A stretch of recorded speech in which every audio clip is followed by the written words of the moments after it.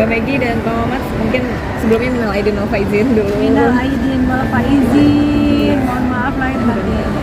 Nah, Mbak Megi, di momen hangat Lebaran ternyata juga kan ada sesuatu yang baru nih, dari lebaran-lebaran sebelumnya mungkin. Kali ini ngajak anak-anak untuk berkunjung bertemu sama bapaknya.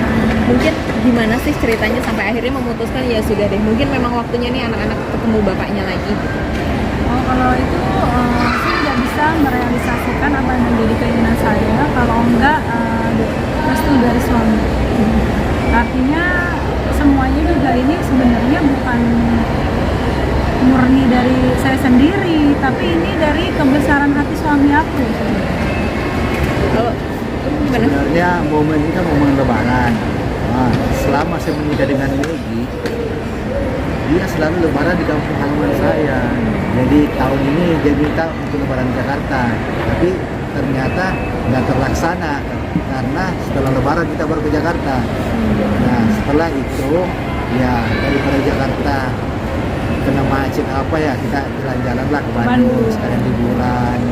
Ternyata beliau juga mau ketemu sama mantannya. Ya, Bukan begitu loh, bercanda. Jadi suami aku tuh, jadi gini, di Bandung tuh, bercanda lah. Kamu ketemu sama papanya? Iya Mei, mau di Bandung nih, mampir yuk. Terus saya tuh tadinya pikir kayak kita cuma kayak obrolan iseng doang gitu kan, kayak nggak serius gitu. Aku pikir suamiku juga nanggepinnya bercanda gitu. Sampai Meisha tuh nangis, Bun, kayaknya tadinya kan nggak mau Meisha diajak ke Bandung, kayak mungkin dia masih gimana lah, mungkin nggak tahu deh, aku nggak tahu perasaan anak-anak, artinya mungkin ada rasa lupa tersendiri sama papanya. Sampai dia bilang, Bun, aku tiba-tiba kayak kebayang papa, aku kepengen, iya deh aku mau ke Bandung, takutnya nggak sempet lagi ngelihat papa karena papanya udah sakit kan. Akhirnya aku ngomong sama suami, dan suamiku juga ya udah deh ke Bandung aja gitu yuk. Tapi alamatnya nggak tahu, ya udah anak suruh WA gitu. Sampai akhirnya nge-WA-nya itu juga pas udah Lebaran ya. Setelah Lebaran. Perjalanan. Jadi perjalanan Meisha tuh baru nge-WA ke Mbak Fenty, dan ke Mbak Fenty kalau WA. Soalnya dia sebelumnya udah nge-WA papanya, ngobrol apa, nanya kabar aja, itu cuma checklist satu aja gitu. Kayak apa diblokir ya gitu kan, kita kan sempet nanya kalau ya, mungkin nggak aktif kali handphone. Iya, terus nggak aktif mungkin gitu ya, karena sakit kan ya Mas Kiwanya. Sampai kita dapat alamatnya itu dari anaknya Mbak Rohimah gitu, sama Sherlocknya, karena yang minta tuh Rifki sama Aura. Sampai akhirnya udah kita ikutin yang dari situ ya, tunjuk arahnya, baru dibalas sama Mbak Fenty udah deket katanya. Dibalas sih kita agak was-was gitu karena kan nggak ada janji sama mereka mau ketemu gitu. Takut ada, berarti ada kekhawatiran takut nggak diterima di sana. Iya bisa juga seperti itu. Bisa juga. Tapi insya Allah dengan kebesaran hatinya Mas Kiw dengan Mbak Fenty, insya Allah mereka pasti terima gitu. Iya kan, niatnya baik kan, bawa anak-anak. Kalau misalnya nggak baik sih aku nggak punya perasaan kayak gitu. Cuma gini, nyampe nggak nih, bener nggak nih alamatnya, karena kan belum dibalas sama Mbak Fenty. Begitu Mbak Fenty ngebalas chatnya Meisha, oh berarti dia pasti welcome karena dia ngebalas, kalau nggak kan akan ada kata-kata yang lain gitu. Akhirnya, dan sampai itu juga dijemput ke mobil karena kan kita nggak tahu rumahnya titiknya yang mana. Terus suamiku, aku kan ini, ayah mau ikut turun gitu. Saya menjaga betul perasaan suami saya, privasinya gitu. Karena udah diantar sampai ke Bandung aja itu udah suatu anugerah terindah ya, yang luar biasa. Jadi saya sangat berterima kasih. Tapi apa sih yang membuat mungkin dari Pak Muhammad juga yang kebesaran hatinya akhirnya ya sudah, ayo kita bareng-bareng ke rumah mantan istri gitu. Mantannya istri mungkin seperti apa sih? Sebenarnya saya nggak terlalu ini ya, karena selama ini kan antara Megi dengan Mas Kim kan selalu berpolemik gitu kan. Iya. Sampai kapan ini? Sampai kapan? Nah, saya punya pikiran ini harus diakhiri gitu. Nah, momen Lebaran kemarin ini ya waktu yang tepat gitu kan. Ya. Mbak Megi sendiri juga kita juga tahu nggak cuma dengan Mbak Megi, mungkin sama Mbak Rohima dan lain-lain, memang Bang Tiwil dan istrinya saat ini mungkin memang seperti menjaga jarak dengan mantan-mantannya dan lain-lain. Meski saat ini juga Kalau menurut aku, meski akhirnya Mbak Megi dan suami berbesar hati untuk mengantarkan anak-anak dan pertemuannya sangat haru. iya. Sampai Mbak Megi juga sempat bilang bahwa kita ini satu keluarga dan kita saudara saat ini dengan Mbak Fenty. Mungkin apa sih yang terbesit pada saat itu? Yang terbesit pada saat itu ya artinya ayo kita sama-sama ngebesarin anak-anak, artinya walaupun saya di Makassar dengan suami saya di Makassar gitu, mereka di Jakarta, artinya yuk kita jalin silaturahim dengan komunikasi yang baik, yang artinya saya dan suami saya tidak menutup akses dari awal untuk Mas Kiwil memberikan tanggung jawab dan perhatiannya gitu kan. Artinya kita ini cuma kepengen baik aja, bersilaturahim, membesarkan anak-anak dengan kasih sayang, dengan cinta kasih gitu, artinya nggak ada unsur-unsur kebencian, karena kalau anak-anak dibesarkan dengan kebencian nanti akhirnya juga nggak bagus gitu. Aku pengen punya anak yang soleh-solehah, yang penuh kasih sayang. Mungkin dari Pak Muhammad sendiri gimana sih melihat kebesaran hati dari istri juga yang akhirnya membuka pintu maaf untuk memberikan keikhlasannya atas masa lalunya? Harusnya di sini kan ada yang mengalah, ego yang harus diredam gitu, karena selama ini antara Megi dengan Mas Kiwil kan masing-masing mempertahankan egonya. Saya bilang sama istriku yang tidak bisa seperti itu terus. Kalau Mas Kiwil nggak mengalah, kita lah yang mengalah gitu kan. Kasihan anak-anak. Ini tau nggak, masya Allah itu, maksudnya Masya Allah. Kasihan anak-anak. Iya. Satu hal yang apa ya, luar biasa, masya Allah, Allahu Akbar, Allah maha baik, masya Allah. Ini suamiku orang Bugis loh, tinggi banget sirinya, gengsinya, bisa bayangin nggak? Sampai detik ini aja, maka aku tuh masih suka gengsi loh, bisa bayangin nggak? Beliau nganterin aku ke rumah mantan suamiku, itu ya. Aku langsung ekspektasi aku nih mbak, berarti sebenarnya dalam hal apapun suamiku tuh bisa menurunkan gengsinya itu untuk apa? Untuk kebaikan. Ini untuk anak-anak. Saking sayangnya kamu sama Al ya begitu ya? Yang Alia. Hah? Saking sayangnya sama Al ya? Iya. Ya Allah, kok sama aku enggak sih? Sama aku gimana?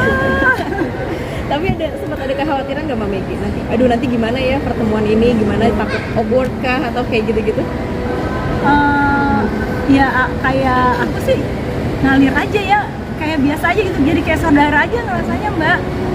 Cuma kan aku nyebut, ini maksa aku nyebutin papa, ini nih anak-anak papa, kan karena anak-anak manggilnya papa kan, nih lihat Al udah gede, itu bilang sama papanya gitu aku gitu, supaya aku melakukan semua itu supaya lebih mencair, supaya Mas Kiwilnya juga nggak jengah atau bingung gitu mau gimana gitu, artinya supaya suasana lebih hangat aja, semuanya lebih mencair gitu. Alhamdulillah suamiku juga bisa menempatkan diri, aku juga begitu, artinya alhamdulillah mbak gitu. Jadi kita harus berpikir ke depan, kita ini sudah punya keluarga masing-masing kan, pasti punya keluarga masing-masing.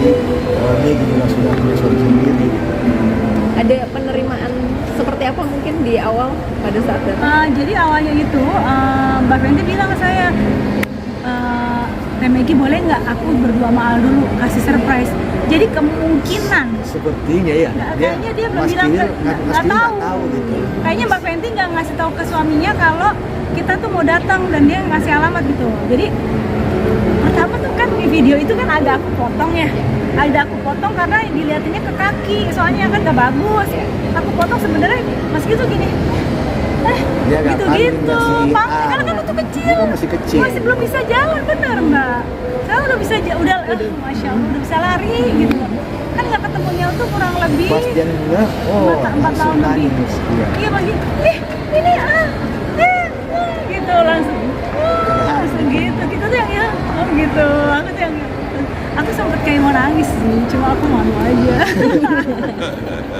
Masa gue bilang, anak-anak gue nggak ada yang nangis, gue langsung ngemewek sedih karena ya maksudnya pada saat momen perceraiannya di waktu itu juga memang saya pada saat itu sebelum menikah sama suamiku ya, saya memang membatasi sekali anak-anak untuk ketemu beliau.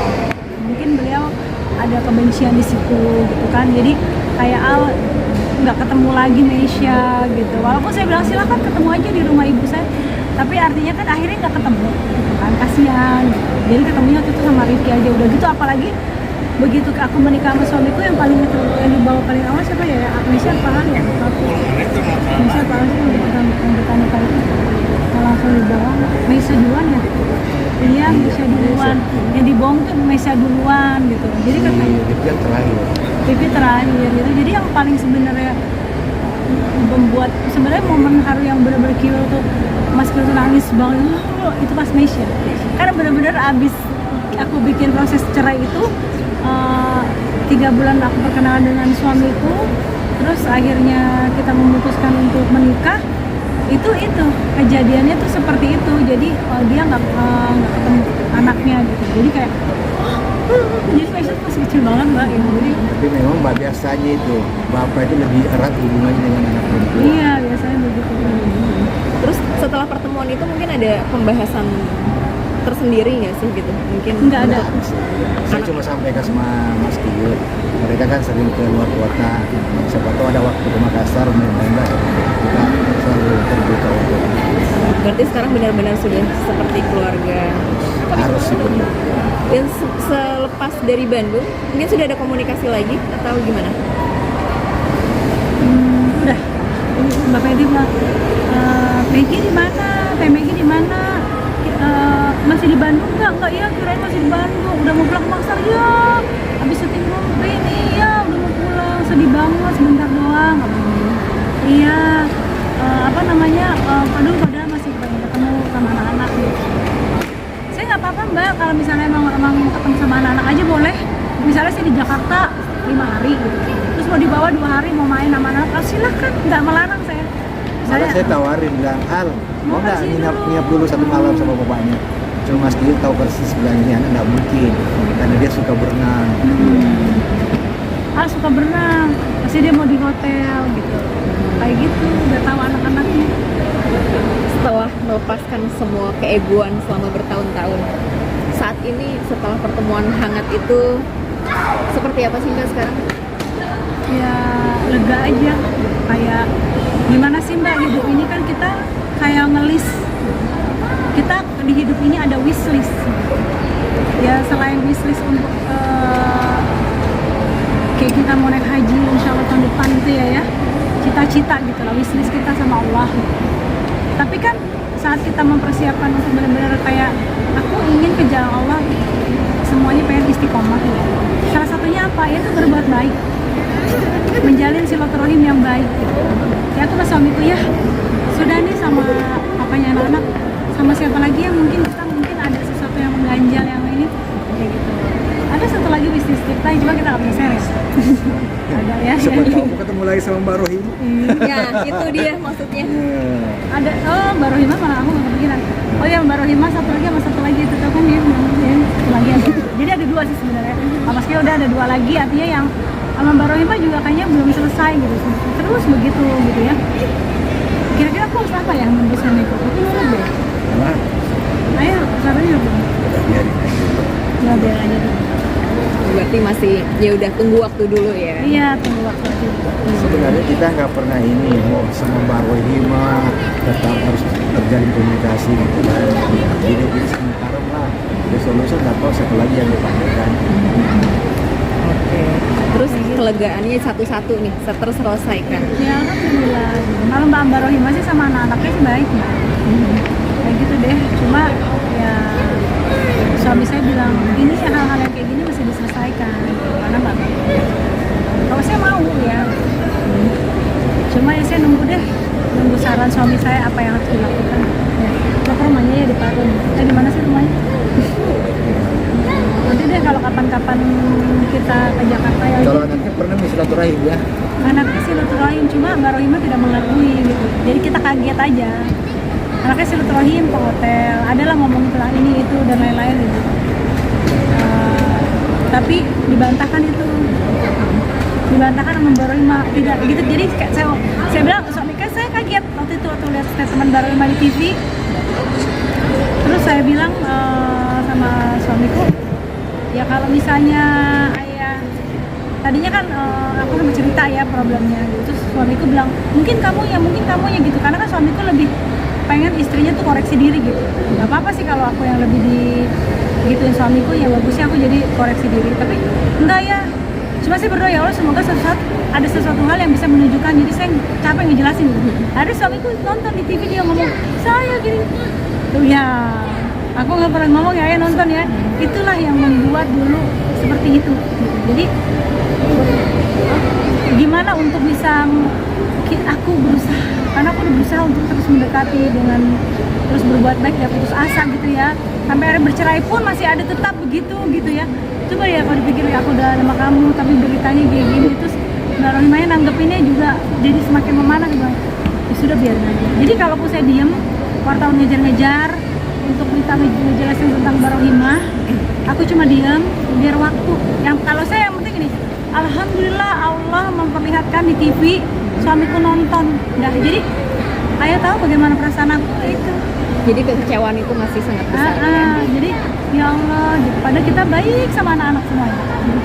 Sama anak-anaknya baik. Suamiku udah aku kenalin, kita ngobrol di kamar, di hotel waktu itu kita makan bareng, dan banyak kan anaknya cerita.